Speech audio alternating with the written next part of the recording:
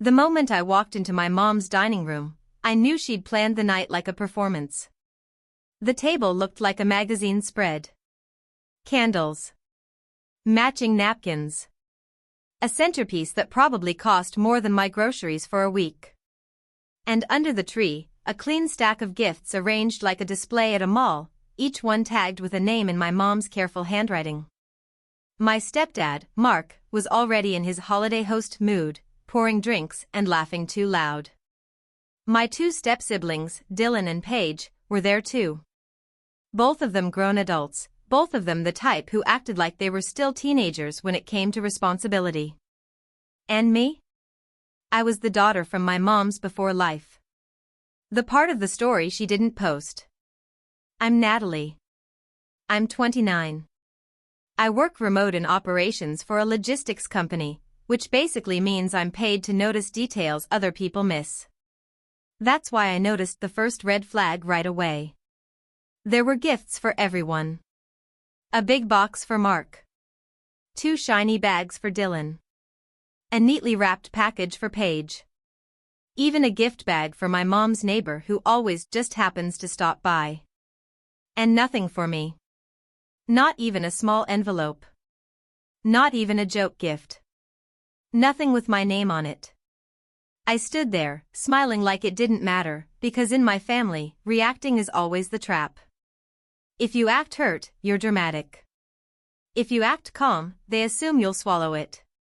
My mom hugged me like a polite coworker. Hey, honey, she said, like we'd talked yesterday instead of, whenever she needed something. We sat down to eat. The conversation stayed light on purpose. My mom loves a clean, controlled room. No messy feelings. No difficult questions. Just smiles and small talk. Halfway through dinner, she clinked her glass. Okay, she said brightly, gifts. Mark leaned back like a king. Dylan pulled out his phone as if this was content. Paige started making that fake excited face people use when they already know they're going to win. My mom handed out presents like she was giving out awards. Mark got a new smartwatch. He immediately raised his wrist and said, "Wow," like a commercial. Dylan got expensive headphones. He actually said, "Finally," like he'd earned them. Paige got a designer bag. She squealed and hugged my mom hard enough to make a point. Then my mom looked at the tree again, like she was checking a list. And she moved right past me. Not by accident. On purpose. She handed a gift bag to the neighbor and laughed. You're basically family. Everyone smiled. And then the room hit that awkward pause where people realize something is missing but no one wants to say it out loud. Mark cleared his throat like this wasn't his job to fix. Dylan stared at his headphones like they could rescue him. Paige took a sip of water and looked anywhere but me. My mom kept smiling. Finally, I said it, light, casual, almost joking. Did mine fall behind the tree or something? My mom didn't blink. She just tilted her head and said, "Oh. I didn't get you anything this year." The way she said it was worse than the words. Like it was normal. Like I was silly for expecting anything. I nodded slowly, still smiling, because I could feel every eye on me. Got it, I said. My mom's smile tightened, like she wanted me to be hurt. She wanted the scene. She wanted me to break so she could call me ungrateful later. Instead, I took a breath, stood up, and picked up my coat. I'm gonna head out, I said. Thanks for dinner. My mom's voice sharpened immediately. Seriously? You're leaving over a gift? I looked at her, calm. No, I said. I'm leaving over the message. And as I walked to the door, I heard Paige whisper, "Oh my God," like I was the problem. I drove home through quiet streets lit up with Christmas lights, and I kept thinking the same thing. If my mom wanted to make a point, she didn't just make it. She underlined it. What she didn't know was, I'd already made my own plans.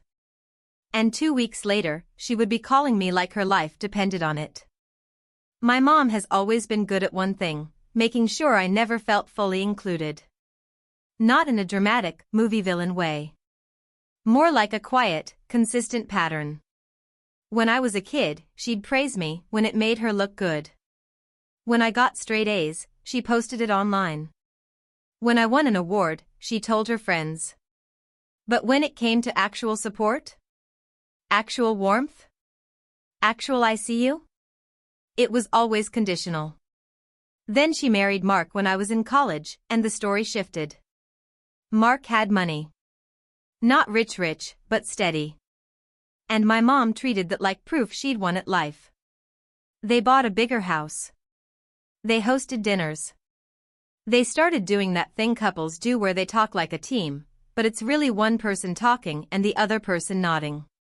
And suddenly, I wasn't her daughter. I was her reminder. Because I didn't fit her new picture. Mark's kids were loud and confident. They were used to being centered. They walked into rooms like the world owed them space. I was different. I was the one who paid my own rent. The one who didn't ask for help. The one who noticed how often my mom forgot to invite me to things. And the one who always got called when she needed a favor. A ride to the airport. Help setting up a new phone. Fixing a small issue with her accounts that somehow always involved passwords. It took me years to realize something simple. My mom didn't want me close. She wanted me available. Because availability means leverage. And leverage means control. That Christmas dinner wasn't about gifts. It was about hierarchy. She wanted to sit there, handing out expensive things, and let everyone watch where I ranked. At the bottom. But here's the part she didn't know. A few months before Christmas, I'd gotten a message from an unknown number. It wasn't a scam. It was a landlord.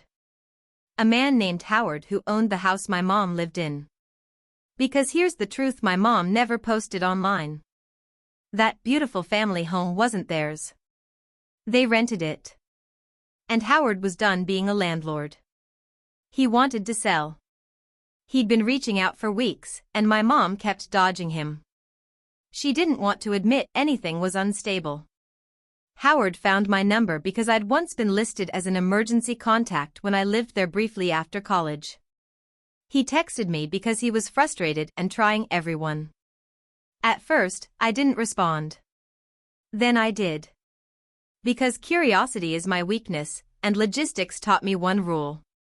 When someone avoids the truth is usually expensive. Howard told me he planned to sell the house after the holidays. He said he'd give them notice. He said he didn't want drama.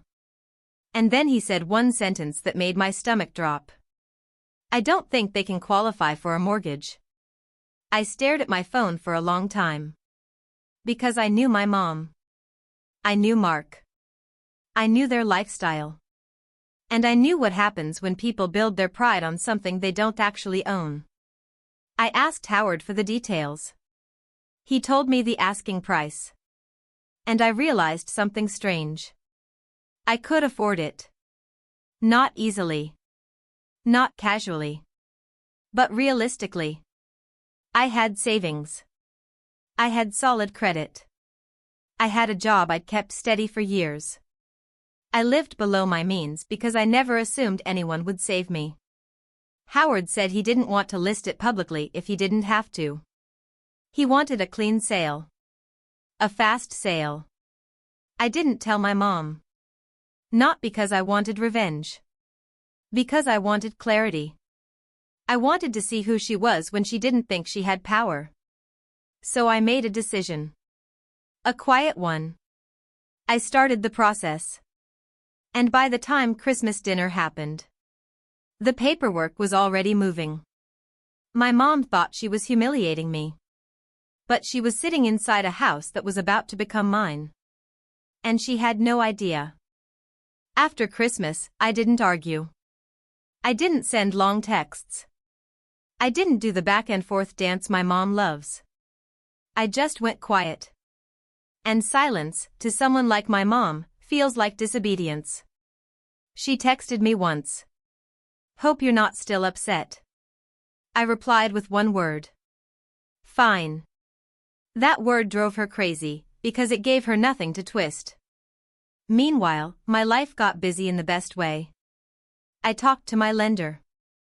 I sent documents. I did inspections. I sat on Zoom calls discussing boring, adult things like interest rates and escrow. The entire time, I kept thinking about that dining room. The bright lights. The clean table. The way she looked at me when she said she didn't get me anything. Like she expected me to shrink. And I realized something else. My mom didn't fear me being angry. She feared me being independent. Because independence means she can't punish me. She can't reward me. She can't use me. Then, one morning in early January, Howard called me. All right, he said. We're set. Closing date is in a few days. My heart thumped. I'd been calm through the whole process, but hearing it out loud made it real. It also made something else real. My mom and Mark had no idea what was coming. Howard told me he would be sending the official notice soon, because legally, tenants need notice. Even if the owner changes, the process still has rules. He wasn't kicking them out overnight. But he was ending their illusion. And I knew exactly how they'd respond. First, denial. Then, bargaining. Then, panic. Because my mom doesn't do adjustments. She does control or collapse. On the day Howard sent the notice, my phone stayed quiet. For about 6 hours. Then the first call came. Mom. I let it ring. Then Mark. Then Mom again. Then Paige, which was honestly the most shocking part. Paige had never called me in her life unless she needed something. I didn't answer. Not to be petty. To see the pattern clearly. By night, my phone had over 20 missed calls. And then the text came. From my mom. Call me. Now. This is serious. I stared at it, feeling that old reflex, rush in, fix it, smooth it over. But I didn't move. Because 2 weeks earlier, my mom had sat under a tree full of gifts and made sure everyone saw I wasn't worth wrapping paper. Now she wanted urgency. Now she wanted my attention. Now she wanted access. I finally replied. What happened? Her response came instantly. We got a notice. The owner is selling the house. We have to handle this. Handle this. Like it was a group project. Like I hadn't been excluded from family exactly 14 days ago. I typed slowly. That's stressful. She called immediately after that. I answered, calm. Natalie, she said, voice tight. We need your help. And there it was. Not an apology. Not a I'm sorry. Not even a fake I didn't mean it. Just the request. I said nothing. She kept going. Mark's credit is complicated. And the market is crazy. And we can't just move. I let her talk until she ran out of air. Then I asked one simple question. Why are you calling me? She hesitated, like the truth tasted bad. Because you have good credit, she finally said. And you have savings. And you work in finance stuff. You'd understand how to structure this. I almost laughed. Not because it was funny. Because it was so perfectly my mother. 2 weeks ago, no gift, no place, no warmth. Now, we need you. I said, okay. Her voice softened, relieved. Okay? Yes, I said. We can talk. Thank God, she breathed. Then I added, but not at your house. Silence. I could picture her face tightening. What do you mean? I mean, I said evenly, let's meet somewhere neutral. And I want everything in writing. My mom's voice sharpened. Natalie, don't be difficult. I leaned back on my couch, looking at the folder on my laptop labeled with the purchase documents. I'm not being difficult, I said. I'm being clear. And that's when she changed tactics. The begging hadn't started yet. But I could hear it loading.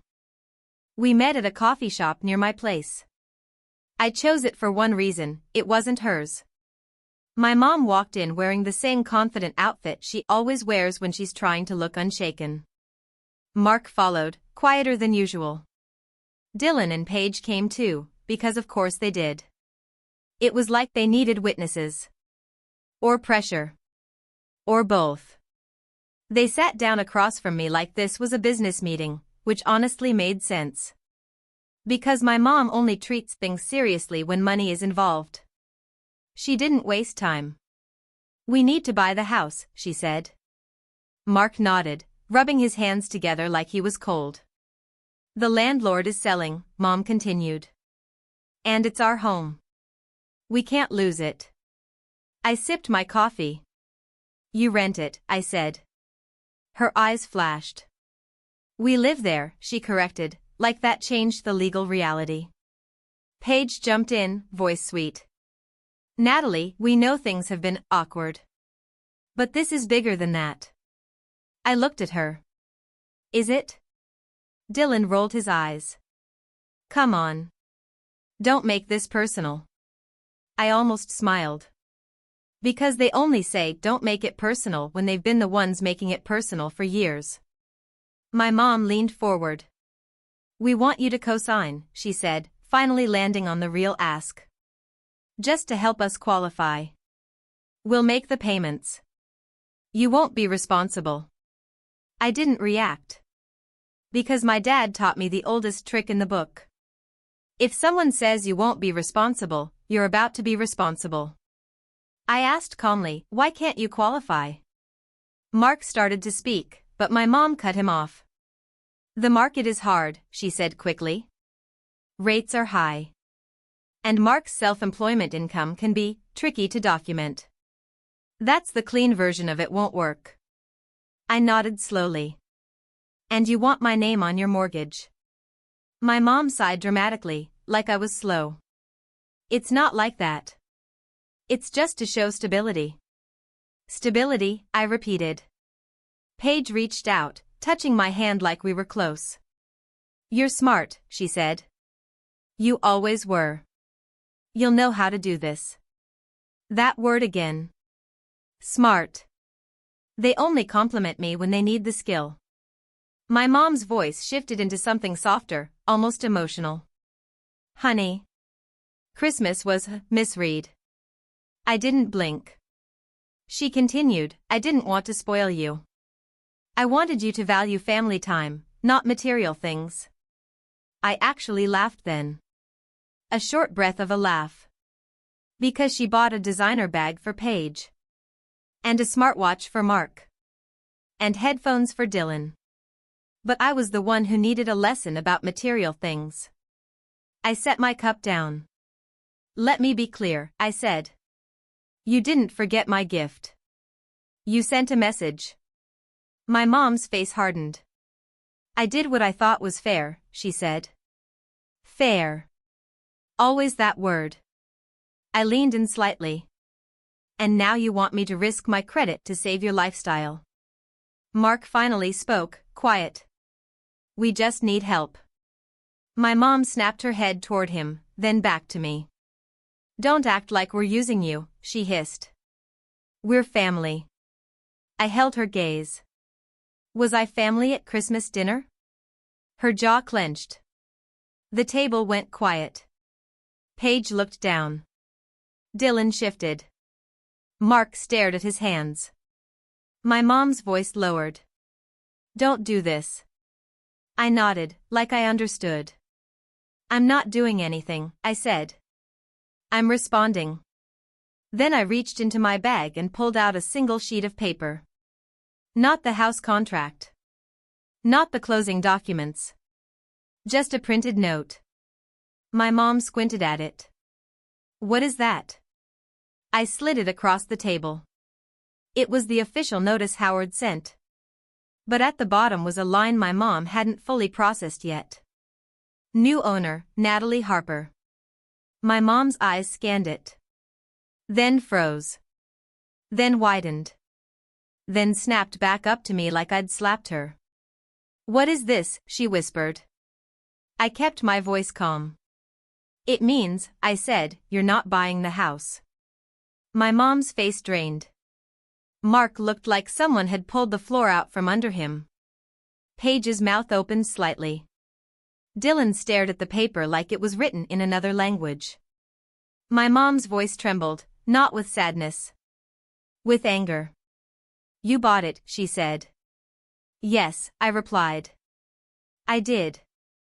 And that's when the begging truly started. My mom leaned back like she needed air. Then she leaned forward like she needed control. "You can't do that," she said. "I can," I replied. And I did. Mark's voice cracked. "Natalie, why would you?" I didn't let it turn into a debate about my emotions. Because that's how my mom wins. She drags things into feelings until facts don't matter. So I stayed factual. "The landlord wanted to sell," I said. "You weren't responding." He reached out. "I bought it." My mom's eyes flicked around the coffee shop, like she was suddenly aware people could hear. Then she lowered her voice. "Are you trying to punish me?" I held her gaze. "I didn't punish you at Christmas," I said. I left quietly. Her face tightened. Paige jumped in fast. "Okay, but what happens now?" Now. That word was full of fear. Because now meant consequences. I said, "Now you have options." My mom exhaled hard. "Options," she repeated, like I was being cute. "Yes," I said. "You can keep renting. You can move. You can do whatever you want." My mom's voice rose, sharp and ugly. "You think you can hold the house over our heads?" I kept my tone level. "I'm not holding anything over you," I said. "I'm holding what I bought." Mark looked at the paper again. His voice was quieter than anyone else's. "You're our landlord now?" I nodded once. "Technically, yes." That word, landlord, hit the table like a brick. Because it flipped everything. In my mom's world, she's always the one above me. The one who decides who gets what. The one who can embarrass me and call it fair. Now she was sitting across from me realizing she couldn't control the roof over her head. And her face changed. Not into remorse. Into strategy. She softened her eyes. She relaxed her shoulders. She switched into the version of herself that plays well in public. "Honey," she said gently, "we've had misunderstandings. But you wouldn't actually put your own mother out, would you?" There it was. The emotional hook. The guilt trap. Notice what she didn't say. "I'm sorry." She said, "You wouldn't." As if my job was to prove love by protecting her from her choices. I took a breath. "I'm not putting anyone out," I said. "The lease still exists. The notice period still exists.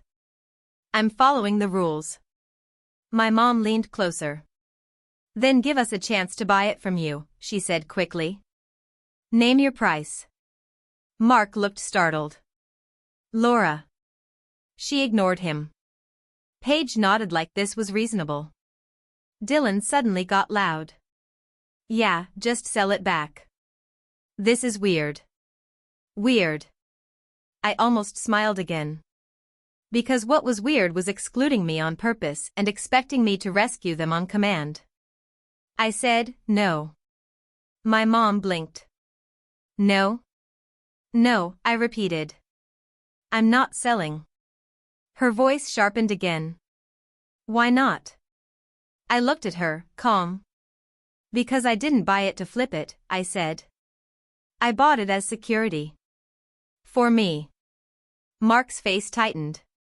"So you're going to keep us trapped?" I tilted my head. Trapped?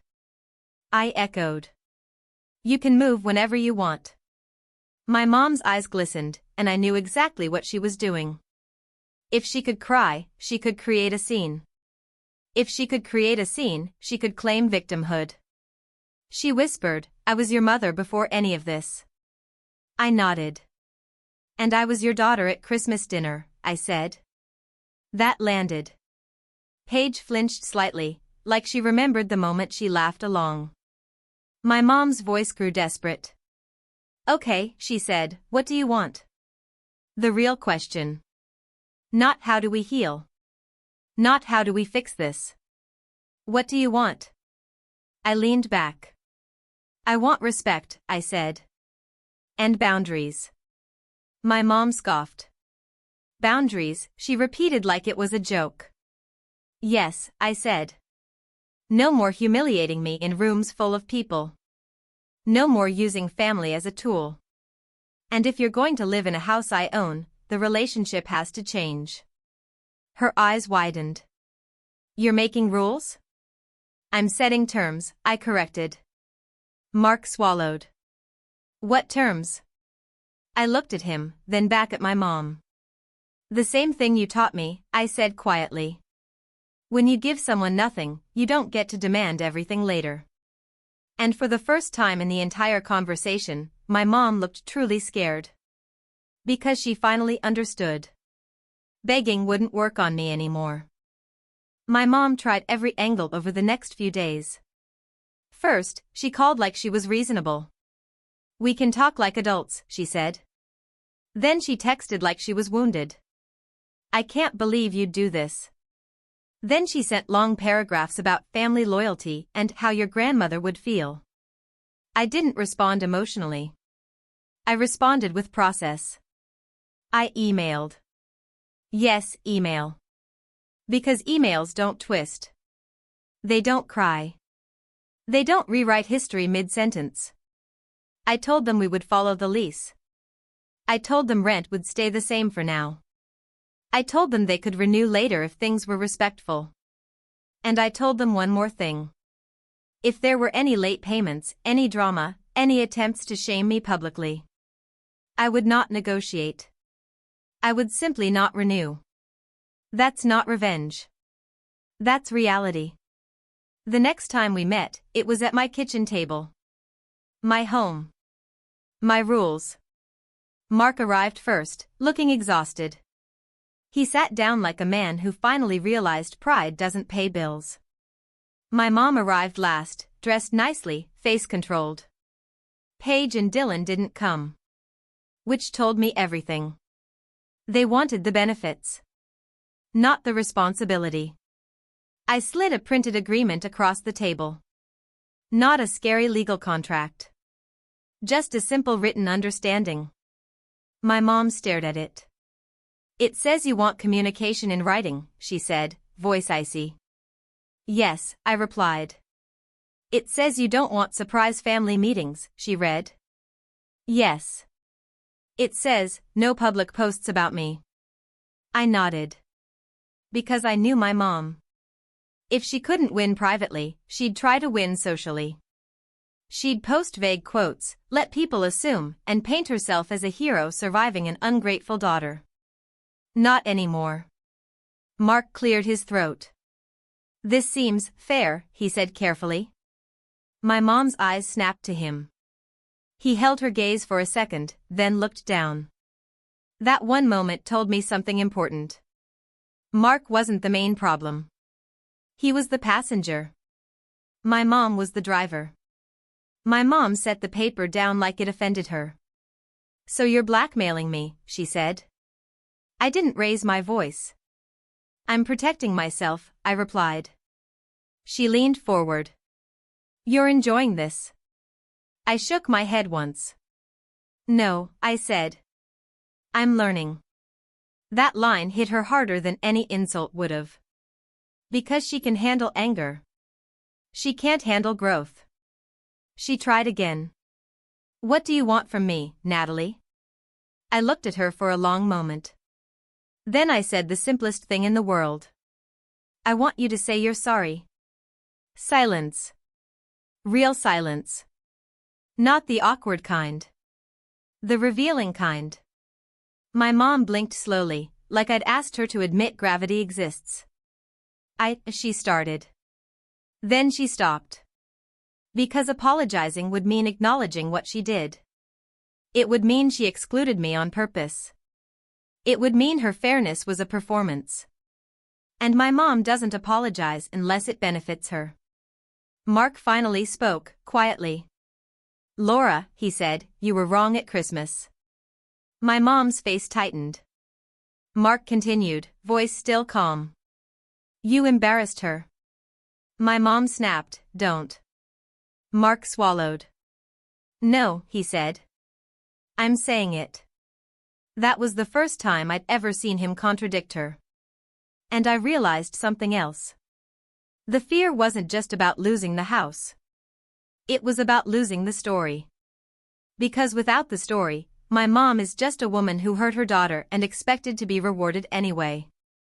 My mom's eyes glistened again. But this time it wasn't performance. It looked more like frustration.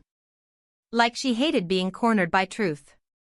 She whispered, I didn't think it would matter that much. I nodded slowly. It mattered, I said. Because you wanted it to. Another pause. Then, finally, she exhaled. Okay, she said, tight. I'm sorry. It wasn't warm. It wasn't perfect. But it was the first crack I'd ever seen in her control. She signed the paper. Mark signed too. And when they left, my apartment felt quiet in a new way. Not heavy. Not tense. Clear. 2 weeks ago, my mom used gifts to show me where I stood. Now she knew exactly where I stood. And she knew I wasn't moving. Here's what people don't tell you about boundaries. They don't magically fix relationships. They reveal them. After that agreement, my mom changed, a little. Not overnight. Not like a movie. But in small, reluctant steps. She stopped sending surprise guilt texts. She stopped forgetting to include me, because now there were actual consequences. Paige and Dylan, on the other hand? They got distant. Because when I stopped being the quiet extra chair at the table, I stopped being useful to them. And I was okay with that. Over the next few months, Mark paid rent on time. Every time. No drama. My mom didn't love the situation, but she behaved. And what shocked me most was how much peace came from something so simple. Clear rules. No emotional guessing.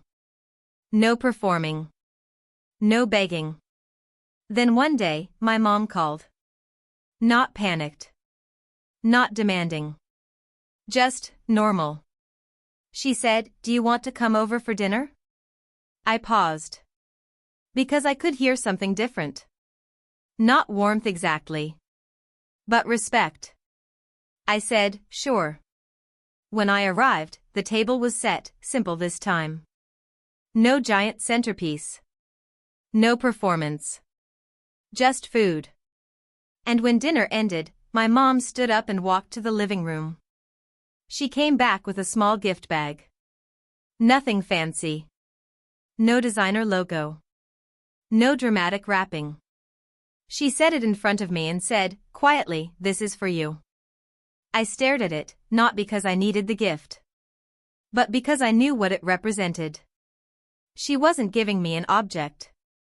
She was giving me a place. I opened it. Inside was a book. A simple one. A planner with a note tucked inside. The note was short. It said, I don't always get it right. But I see you. I didn't cry. I didn't make a speech. I just nodded and said, thank you. Because sometimes winning isn't about humiliating someone back. It's about ending the cycle. And the real twist? 2 weeks after Christmas, my mom was begging. But not because she suddenly loved me. Because she needed something. And when I finally gave her what she never wanted to give me, a firm boundary, everything changed. Not into a perfect family, but into something honest. And here's what I learned the hard way. If someone can only treat you well when they need you, they don't love you. They manage you. So if you're watching this and you've been the extra in your own family, if you've been the one expected to stay quiet, stay small, stay grateful, hear me clearly. You don't need to scream. You don't need revenge. You just need to stop rewarding disrespect. Because the moment you stop, the begging starts. Not for your forgiveness. For your power. And that's when you finally get to choose what kind of life you build next.